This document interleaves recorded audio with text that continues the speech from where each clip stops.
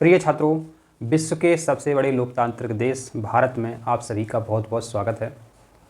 तो ये लोकतांत्रिक देश, ये क्या होता है लोकतंत्र मेरे बच्चों? जिसमें जो शासक होता है उस देश का, वो जनता के द्वारा चुना जाता है। जब शासक जनता के द्वारा चुना जाता है तो ऐसा देश लोकतांत्रिक देश कहलाता है। अपना भारत विश्व का सबसे बड़ा लोकतांत्रिक देश है। इसके अलावा लोकतंत्र विश्व में कहाँ कहाँ है? कई देशों में है। कई देशों में सैन्य शासन भी है, जैसे कि अभी हम बात कर लेते हैं म्यांमार, आंग सान सू की को हटा करके वहाँ सैन्य शासन लग गया। ठीक है, तो कई देशों में सैन्य शासन है, लेकिन लोकतांत्रिक देश होना बहुत गर्व की बात है, क्योंकि हम अपने वोटों से इस देश के शासक का चुनाव करते हैं। तो सबसे पहले देखते हैं लोकतंत्र। देखो, कभी भी आपको घबराना नहीं है, बस सोचना है। जैसे कि हमने लिख दिया लोकतंत्र, ठीक, प्रश्न बनते जाएंगे, उत्तर बनते जाएंगे। लोक को कहते हैं लोग, ठीक, यहाँ कोई दिक्कत नहीं है। तंत्र होता है सरकार, सिस्टम, तो सरकार, ठीक, और सरकार कौन चलाता है? शासक, सरकार चलाते हैं। तो जब लोग माने जनता, तो जब मेरे बच्चों जनता शासकों का चुनाव करती है, जनता शासकों का चुनाव करती है, ठीक, यहाँ कोई दिक्कत हो तो बताओ। तो ऐसे देशों को लोकतांत्रिक देश कहते हैं। प्रमुख लोकतांत्रिक देश की हम बात कर लेते हैं, अपना प्यारा सा भारत है। इसके बाद हम बात कर लेते हैं अमेरिका, ठीक, अमेरिका भी लोकतांत्रिक देश है। अभी डोनाल्ड ट्रंप जो है वहाँ के राष्ट्रपति बने हैं। फ्रांस, यह भी लोकतांत्रिक देश है। ब्रिटेन, यह भी एक लोकतांत्रिक देश है। ऑस्ट्रेलिया मेरे बच्चों, यह भी एक लोकतांत्रिक देश है। तो कुछ लोकतांत्रिक देशों के नाम मेरे बच्चों आपको याद रखना है। 1 2 3 4 5, पेपर में कभी कभी पूछ लेते हैं, 5 6 पूछ लेते हैं। अगर 6 पूछे उन्होंने तो मेरे बच्चों एक जर्मनी, ठीक। तो विश्व के प्रमुख लोकतांत्रिक देशों के नाम बताना है आपको, तो मेरे बच्चों आपको ये याद रखना है, ठीक। 6 के आपको नाम याद रखना है। कौन कौन से हैं? Bharat, America, France, Britain, Australia, Germany, ये विश्व के प्रमुख लोकतांत्रिक देश हैं। हम बात करेंगे लोकतंत्र को अंग्रेजी में क्या कहते हैं। लोकतंत्र को अंग्रेजी में मेरे बच्चों डेमोक्रेसी कहते हैं। क्या कहते हैं? डेमोक्रेसी, ठीक। डेमोक्रेसी जो शब्द है मेरे बच्चों, यूनानी भाषा के, पेपर में प्रश्न आएगा कि डेमोक्रेसी शब्द जो है, डेमोक्रेसी जो शब्द है मेरे बच्चों, ये कहाँ से बना है? तो डेमोक्रेसी जो डेमोक्रेसिया से बना है। आपको क्या रखना है? डेमोक्रेसिया, ठीक। पेपर में मेरे बच्चों कैसा प्रश्न आएगा? ऐसा प्रश्न आएगा मेरे बच्चों पेपर में कि जो डेमोक्रेसी शब्द है ये किससे बना है? डेमोक्रेसिया से बना है। अब मेरे बच्चों एक नंबर में भी आ सकता है, एक शब्द में भी आ सकता है, और ओटी टाइप में भी आ सकता है। पुनः एक बार देखो, लोकतंत्र को अंग्रेजी में डेमोक्रेसी कहते हैं। डेमोक्रेसी शब्द डेमोक्रेसिया से बना है, ठीक। डेमोक्रेसी शब्द किस भाषा का शब्द है? यूनानी भाषा का शब्द है। अब देखो यहां पर रिक्त स्थान में आया है डेमोक्रेसी शब्द ग्रीक भाषा के डॉट डॉट से बना है, डॉट डॉट से बना है। तो क्या किससे बना है? डेमोक्रेसिया से बना है। कोई दिक्कत हो तो बताओ।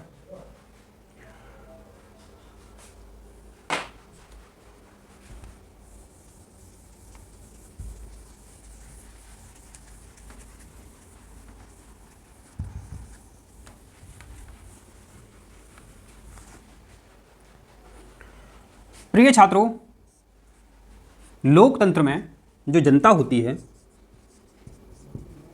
वो वोट के द्वारा शासक का चुनाव करती है। किसके द्वारा?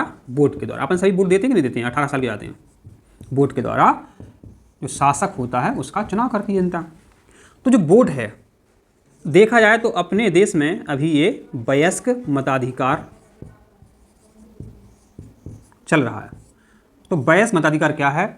जब वो वयस्क व्यक्ति के द्वारा वोट का अधिकार प्राप्त हो जाता है उसे वयस्क मताधिकार कहते हैं। तो वयस्क मताधिकार जो है अभी अपने देश में 18 वर्ष या इससे ऊपर 18 वर्ष का कोई बालक हो जाता है, कोई व्यक्ति हो जाता है, तो उसको वोट डालने का अधिकार प्राप्त हो जाता है। ठीक, इसको इस प्रकार से भी बोलते हैं सार्वभौम, इसको ऐसे भी लिख सकते हैं सार्वभौम वयस्क मताधिकार। माने जब वयस्क व्यक्ति को वोट डालने का अधिकार प्राप्त हो जाता है, उसे सार्वभौम वयस्क मताधिकार कहते हैं। अब मेरे बच्चों, जितने भी देश हैं, यदि देश में मेरे बच्चों वोट से सरकार बनती है तो वो लोकतांत्रिक देश होते हैं। कोई दिक्कत हो तो बता दो। ठीक, जब कोई ऐसा देश है जिसमें वोट से सरकार बनती है तो वो देश जो है मेरे बच्चों लोकतांत्रिक देश होते हैं। लेकिन जब तो सरकार बनती है यदि सैन्य शासन से या राजा शाही परिवार, यदि मेरे बच्चों किसी देश में सैन्य शासन से सरकार बने या राजाशाही सरकार बने मेरे बच्चों, तो वो देश होते हैं अलोकतांत्रिक। कैसे होते हैं? अलोकतांत्रिक। अलोकतांत्रिक देश होते हैं मेरे बच्चों, और इसमें बोलने का जो अधिकार है बहुत कम होता है। आप बोलोगे, कोई बोलेगा, उसको जेल में पटक दिया, कहीं कोई सुनवाई नहीं है। अलोकतांत्रिक जो देश है मेरे बच्चों देखने में आते हैं, जैसे कि अभी देखा गया है म्यांमार। ठीक, मेरे बच्चों म्यांमार में अभी सैन्य तख्ता पलट हुआ है। ठीक, म्यांमार की जो राष्ट्रपति थी उनका नाम है आंग सान सू की। आंग सान सू की। ठीक, आंग सान सू की को हटा करके यहाँ जो सरकार बनी वो सैन्य सरकार बन गई। देखिए अब यहाँ किसी की क्या सुनवाई होगी? जब देखो अभी आपकी वैल्यू है, हमारी वैल्यू, क्योंकि 5 वर्ष बाद वोट मांगने आएंगे। ठीक, अब उन्होंने अच्छा काम किया तो दोबारा वोट देंगे, अच्छा काम नहीं किया तो वोट नहीं देंगे। अब म्यांमार में जो सैन्य शासन है, अब कोई यहाँ राष्ट्रपति ही नहीं है, अब जनता की क्या सुनवाई होगी? तो ये अलोकतांत्रिक देश हैं। ये कैसे मेरे बच्चों अलोकतांत्रिक देश हैं? देखा जाता है कि 1999 में पाकिस्तान में 1999 में पाकिस्तान में इसी प्रकार का सैन्य तख्ता पलट हुआ था। तो पाकिस्तान में जनरल परवेज मुशर्रफ, ठीक, जनरल परवेज मुशर्रफ ने पाकिस्तान में 1999 में सैन्य तख्ता पलट कर दिया था। तो लीगल फ्रेमवर्क ऑर्डर के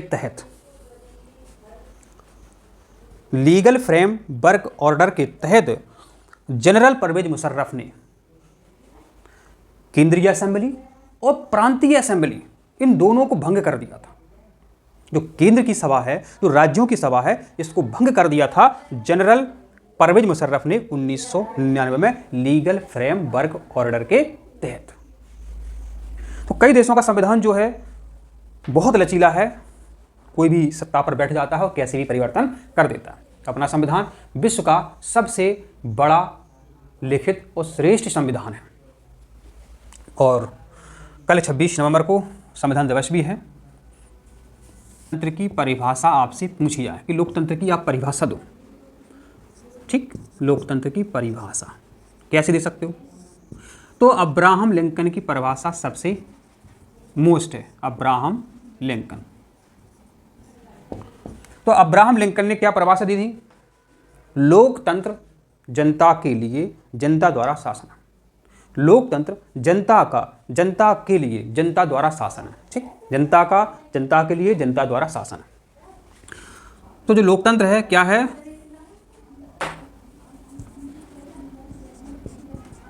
जनता का, ठीक, जनता के लिए, ठीक, जनता का माने अपन लोग, जनता के लिए जनता द्वारा शासन। ठीक, लोकतंत्र की परिभाषा अब्राहम लिंकन ने क्या दी थी? ये दी थी कि लोकतंत्र जनता के लिए जनता द्वारा शासन है। ठीक है। अब मेरे बच्चे जो लोकतंत्र है, ठीक है, इसमें जो अंतिम निर्णय है कौन लेता है कि यह कानून बने ना बने, तो जो अंतिम निर्णय मेरे बच्चों लिया जाता है, कौन लेते हैं? जनता के द्वारा चुने हुए शासक। बोलो सच, सही बात। अपन ने चुना, विधायकों को चुना और सांसदों को चुना। वो विधायक अपने विधानसभा में गए और सांसद दिल्ली में गए, तो वो कानून बनाते हैं। तो लोकतंत्र में जो अंतिम निर्णय होता है, अंतिम निर्णय होता है जनता द्वारा चुने शासकों द्वारा किया जाता है। देखिए बहुत इंपॉर्टेंट है, याद आता रहता है। लोकतंत्र में जो अंतिम निर्णय होता है जनता द्वारा चुने, किसके द्वारा? तो रिक्त स्थान पूछ सकते हैं, रिक्त स्थान डॉट डॉट डॉट, तो जनता अपन को भरना पड़ेगा। जनता द्वारा चुने शासकों के द्वारा किया जाता है अंतिम निर्णय। ठीक है। तो इसको ऐसे भी बोल सकते हैं कि लोकतंत्र में अंतिम शक्ति किसके पास है? मेरे बच्चों, लोकतंत्र की देखी जाए तो अंतिम शक्ति तो ठीक है विधायक और सांसदों मंत्री के पास है, लेकिन देखा जाए तो अंतिम शक्ति मेरे बच्चों जनता के पास है। कैसे जनता के पास? कोई कितना भी अत्याचार कर ले, 5 वर्ष बाद मेरे बच्चों वो आपके पास आएगा वोट मांगने के लिए, उसको हटा सकते हैं। तो लोकतंत्र की ये बहुत बड़ी अच्छाई है कि हम उसको, शासक को 5 वर्ष बाद अपने वोट के द्वारा हटा सकते हैं। ये बहुत बड़ी अच्छाई है मेरे बच्चों। अब लोकतंत्र के लिए मेरे बच्चों जरूरी क्या है? लोकतंत्र के लिए जरूरी क्या है? क्या जरूरी लोकतंत्र के लिए? माने जो चुनाव हो वो स्वतंत्र हो, निष्पक्ष हो। माने ऐसा नहीं है कि कोई दूसरा वोट डाल जाए। तो लोकतंत्र के लिए मेरे बच्चों जरूरी है स्वतंत्र व निष्पक्ष चुनाव। ये लोकतंत्र के लिए मेरे बच्चों बहुत जरूरी है। पेपर में प्रश्न आ जाएगा कि लोकतंत्र के लिए किसका होना जरूरी है। लोकतंत्र के लिए, एक अच्छे लोकतंत्र के लिए क्या आवश्यक होता है? स्वतंत्र और निष्पक्ष चुनाव मेरे बच्चों लोकतंत्र के लिए ये जरूरी होता है। मेरे बच्चों, चाहे आपका वोट हो, चाहे राजा का वोट हो, चाहे भिखारी का वोट हो मेरे बच्चों, तो वोट की जो वैल्यू है, वोट की जो कीमत है, सबके लिए समान होती है। कीमत जो है सबके लिए समान होती है। जब से लोकतंत्र लागू हुआ है, या जिन देशों में लोकतंत्र, मेरे बच्चों जिन देशों में लोकतंत्र जो है लागू हुआ है, लोकतंत्र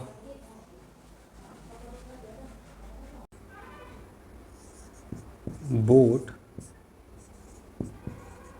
देने का अधिकार मिला। तो मेरे बच्चों सऊदी अरब में महिलाओं को वोट देने का अधिकार कब मिला? 2015 में। मेरे बच्चों जो तानाशाही सरकार होती है, कैसी होती है? तानाशाही। तो तानाशाही सरकार में, तानाशाही शासन में सिर्फ एक व्यक्ति के पास ही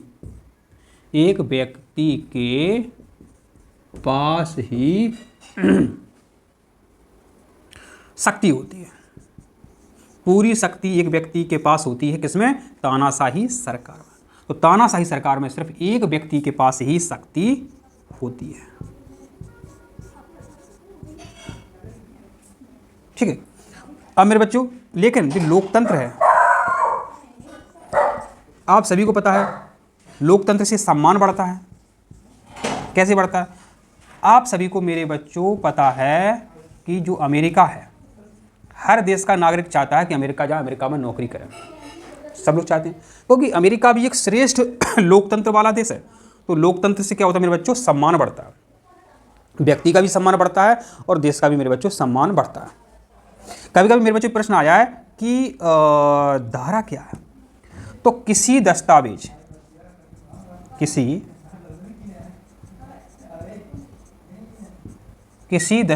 का हिस्सा, किसी दस्तावेज का जो हिस्सा है वो धारा कहलाता है। किसी दस्तावेज का हिस्सा धारा कहलाती है। संविधान में धारा है, आप सभी को पता है। प्रिय छात्रों, कभी ऐसा प्रश्न आ जाए कि शासन का, इसका शासन का वह स्वरूप, वह स्वरूप जो अधिक जवाबदेह है, कैसा है? अधिक जवाबदेह। मानो तुमने पूछा तुमने ऐसा काम क्यों नहीं किया, पूछने का अधिकार है, तो मेरे बच्चों वो है लोकतंत्र। लोकतंत्र। तो शासन का कौन सा वो स्वरूप है जो अधिक जवाबदेह है? तो मेरे बच्चों लोकतंत्र। ठीक, लोकतंत्र वाला स्वरूप। देखिए कभी रिक्त स्थान में पूछ लिया जाए शासन का वह स्वरूप जो अधिक जवाबदेह डॉट डॉट डॉट वाला स्वरूप होता है, इतना लिख के दिया, लोकतंत्र उन्होंने हटा दिया, तो अपन को रिक्त स्थान में भरना है लोकतंत्र। ये अधिक जवाबदेह होता है मेरे बच्चों। इसमें आपके पास विधायक आएंगे, सांसद आएंगे, उनसे आप जवाब मांग सकते हो। लोकतंत्र में यदि सैन्य शासन है, तानाशाही है, तो किससे पूछोगे? आपसे, आपके बोर्ड से तो बने नहीं, पूछ नहीं पाओगे। तो अधिक जवाबदेह वाला स्वरूप होता है लोकतांत्रिक स्वरूप, लोकतंत्र वाला स्वरूप। ठीक है मेरे बच्चों, जैसे कि बात करते हैं एक देश के बारे में, उसका नाम है जिम्बाब्वे। ठीक, तो जिम्बाब्वे मेरे बच्चों अभी आज़ाद हुआ है कुछ सालों पहले, 1980 में। जिम्बाब्वे देश मेरे बच्चों कब आज़ाद हुआ है? 1980 में मेरे बच्चों ये देश आज़ाद हुआ है। ठीक है, और मेरे बच्चों आपको पता होना चाहिए जिम्बाब्वे के राष्ट्रपति थे एक मुगाबे। कौन? मुगाबे। तो जिम्बाब्वे के राष्ट्रपति थे मुगाबे। मुगाबे राष्ट्रपति को हटा दिया। क्या कर सकते हैं, कई देशों का संविधान ऐसा ही है, हटा दिया। कब हटा दिया? तो मेरे बच्चे 2017 में इनको हटा दिया। पेपर में प्रश्न बनता है कि जिम्बाब्वे के राष्ट्रपति थे मुगाबे, उनको उनके पद से कब हटा दिया? 1917 में मेरे बच्चों हटा दिया। ठीक है, अब पूछा जा सकता है कि जो दक्षिण अफ्रीका है, कौन? क्रिकेट मैच देखते होंगे आप, तो दक्षिण अफ्रीका है, ये कब आज़ाद हुआ? दक्षिण अफ्रीका आज़ाद कब हुआ? दक्षिण अफ्रीका गणराज्य कब बना? ऐसा प्रश्न आया है। दक्षिण अफ्रीका गणराज्य कब बना? मेरे बच्चों ये पेपर में आपके 2-4 बार पूछा गया कि दक्षिण अफ्रीका गणराज्य कब बना। ठीक है, तो दक्षिण अफ्रीका 26 अप्रैल 1994 को ये गणराज्य बना। दक्षिण अफ्रीका कब गणराज्य बना? 26 अप्रैल 1994 को दक्षिण अफ्रीका गणराज्य बना। पेपर में प्रश्न पूछ सकते हैं, दक्षिण अफ्रीका जोड़ी में पूछ सकते हैं। तो आप नेल्सन मंडेला को तो जानते ही होंगे। तो नेल्सन मंडेला है कहाँ के थे मेरे बच्चों? ये दक्षिण अफ्रीका के थे। और दक्षिण अफ्रीका के ऐसे पहले राष्ट्रपति थे नेल्सन मंडेला जो अश्वेत थे। अश्वेत का मतलब जो होता है मेरे बच्चों, अश्वेत का मतलब होता है काले कलर वाले, मतलब गोरे नहीं थे, मतलब सीधी सी बात है। तो नेल्सन मंडेला दक्षिण अफ्रीका के राष्ट्रपति थे। ये पहले वहाँ के अश्वेत राष्ट्रपति थे। दक्षिण अफ्रीका में क्या है, अंग्रेज जो हैं वहाँ अभी भी रहते हैं। ठीक है, उस देश को छोड़ करके वापस ब्रिटेन में कुछ अंग्रेज गए नहीं, वहीं पर रह गए, वहीं पर बस गए। ठीक है, तो नेल्सन मंडेला जो है मेरे बच्चों दक्षिण अफ्रीका के पहले अश्वेत राष्ट्रपति थे। ऐसा मेरे बच्चों कई बार प्रश्न आया, राष्ट्रपति ऐसा जोड़ी में आ जाए कि नेल्सन मंडेला, इधर आ जाए राष्ट्रपति, तो नेल्सन मंडेला राष्ट्रपति थे। कहाँ के थे? दक्षिण अफ्रीका। मेरे बच्चों वो घुमा सकते हैं और कुछ नहीं, जो लिखा रहे उसी से पूरा मेरे बच्चों पेपर आएगा।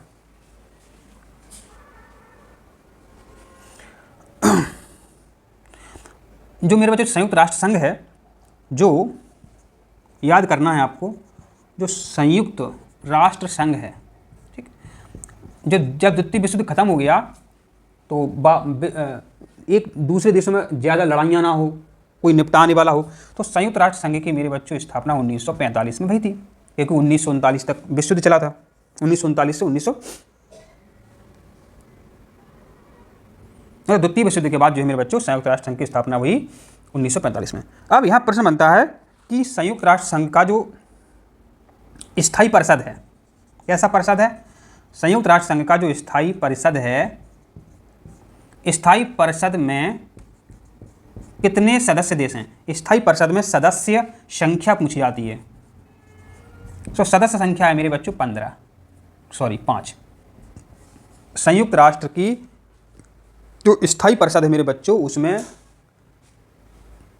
कितने देश हैं? 5। स्थायी परिषद में 5 देश हैं और इनमें क्या है मेरे बच्चों, अस्थायी भी चुने जाते हैं। अपना भारत इसमें कई बार चुना गया अस्थायी रूप में, लेकिन ऐसा पूछा है कि स्थायी परिषद में, संयुक्त राष्ट्र संघ की स्थायी परिषद में सदस्य देशों की संख्या पूछी जाए मेरे बच्चों, तो आपको बतानी है 5। तो आपको बतानी है 5।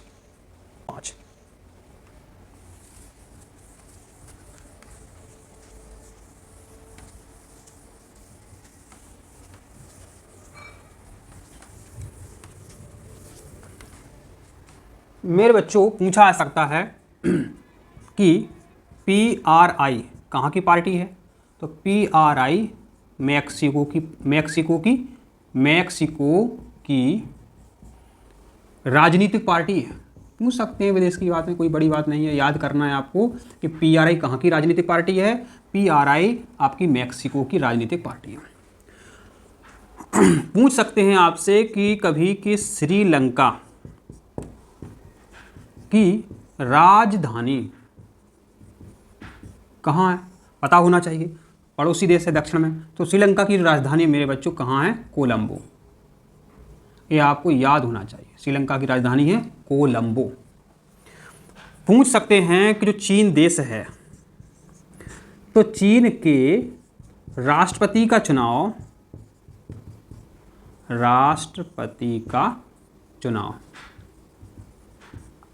कौन करती है? तो नेशनल पीपुल कांग्रेस।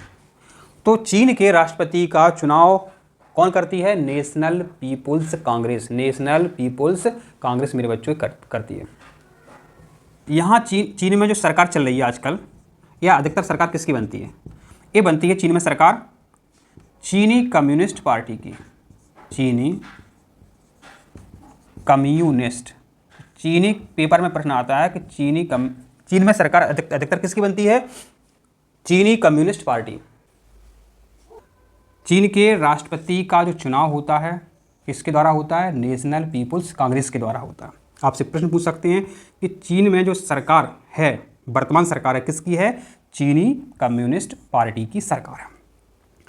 चीन का संबंध किससे है? राष्ट्रीय जनसंसद। चीन का संबंध किससे है? राष्ट्रीय जनसंसद से इसका संबंध है।